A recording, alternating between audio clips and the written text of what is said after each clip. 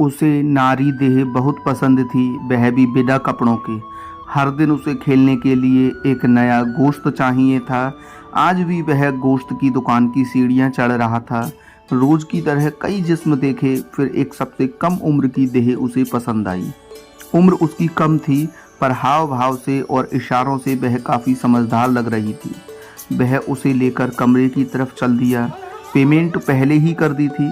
कमरा भी ऐशो आराम वाला था, क्योंकि उसके पास पैसों की कमी नहीं थी। वह लड़की से बोला, तुम्हें आज पहली बार देख रहा हूँ। हाँ साहब, कल ही मेरा सेठ मुझे यहाँ लाया है। अब देर मत करो साहब, दिन में 10 कस्टमरों का कोटा पूरा करना है।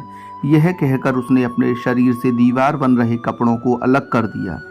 वह किसी भूखे कुत्ते की तरह झपट पड़ा, जैसे उसकी आत्मा वासना के गंदे सागर में मिलने के लिए बेताब थी। थोड़ी देर में उसने अपनी मृग तृष्णा को शांत कर ली थी। जब उसकी आंखों से वासना का खुमार कम हुआ तो कमरे में भी नजर दौड़ाई। पलंग के बराबर टेबल पर एक फोटो देखते ही उसके पैरों से जमीन खिसक गई। वह जड़ सा उस फोटो को देखता रह गया। उस फोटो में उसकी बेटी और उसके घर में काम करने वाली आया का फोटो था, जो 10 साल पहले उसकी बेटी को घर से उठाकर भाग गई थी।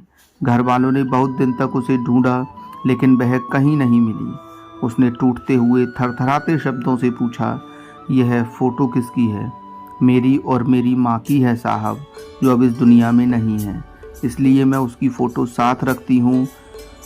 क्या तुम्हें याद है पहले तुम कहाँ रहती थी? नहीं साहब, होश संभाला तो यही कलकत्ते में हूँ। यह फ़ोटो तो बहुत पुरानी है, पर तुम क्यों पूछ रहे हो साहब? ना ना, नहीं कुछ नहीं। उसकी आवाज़ गले में अटक गई थी। वासना का नशा फर्श पर गिरकर चित्कार कर रहा था। वह कपड़े पहनने के बाद भी अपने आप को नंगा महसूस कर रहा था। आज उसे दुनिया की हर लड़की जिसे वह अपना खिलौना बना चुका था, उसमें आज उसकी अपनी बेटी भी खड़ी दिख रही थी।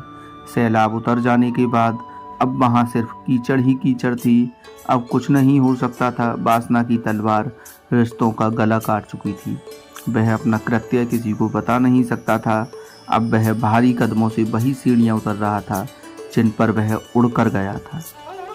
तो दोस्तों, आपको यह कहानी कैसी लगी हमें कमेंट करके ज़रूर बताइए।